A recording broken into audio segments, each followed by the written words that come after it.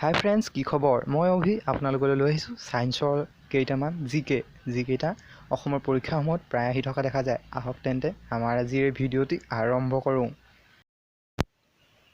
এটা প্ৰথম দ্ৰব্যৰ pHৰ মান কিমান? সেয়া হৈছে 7। ক্লৰিনৰ পৰমাণু ক্ৰমাংক কিমান? ক্লৰিনৰ পৰমাণু ক্ৰমাংক হৈছে 17। নাইট্ৰজেনৰ পৰমাণু ক্ৰমাংক কিমান?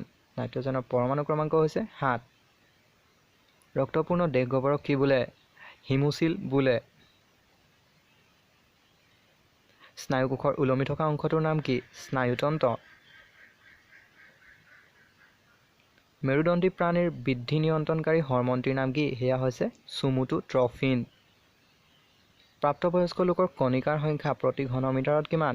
50 লাখ। তেজৰ চাপ জুখিবলৈ কি আহিলা ব্যৱহাৰ কৰা হয়? স্পিগোমেনোমিটাৰ। এজন প্ৰাপ্তবয়স্ক মানুহে স্বাভাৱিক অৱস্থাত 1 মিনিটত গড়ে কিমান বাৰ শ্বাসক্ৰিয়া চলায়? 18 বাৰ। বিশ্বৰ প্ৰথম ক্লোনটো কি? সেয়া হৈছে ডলি নামৰ এটি ভেড়া। কোষৰ আৱিষ্কাৰক কোন? তেওঁ হৈছে ৰবাৰ্ট হুক। বিশ্বৰ আটাইতকৈ ডাঙৰ ফুলপাহ কি? জায়েণ্টা ৰাফলেচিয়া। আমাৰ দেহত কিমান লিটাৰ তেজ থাকে? প্ৰায় 5 লিটাৰ তেজ থাকে। আমাৰ দেহত গতি কৰা বৈদ্যুতিক আৱেগৰ বেগ কিমান? 250 মিটাৰ প্ৰতি ঘণ্টা। মানুহৰ দেহৰ সাধাৰণ উষ্ণতা কিমান? 37 ডিগ্ৰী চেলছিয়াছ।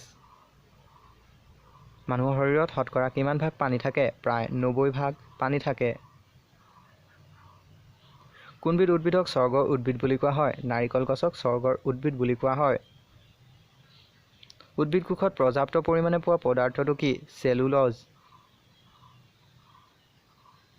লালটিত থকা উৎসেচকটোৰ নাম কি? সেয়া হৈছে টায়ালিন। মানুহৰ হাড়ত কোনবিধ পদাৰ্থ সঞ্চিত থাকে? কেলছিয়াম। ভিডিঅ'টি কেনে পালে জনাব, আৰু যদি ভাল লাগিলে লাইক, কমেণ্ট, শ্বেয়াৰ আৰু ছাবস্ক্ৰাইব কৰিবলৈ নাপাহৰিব। আকৌ আহিম নতুন এটি ভিডিঅ' লৈ। আজিলৈ বিদায়। জয় আই অসম।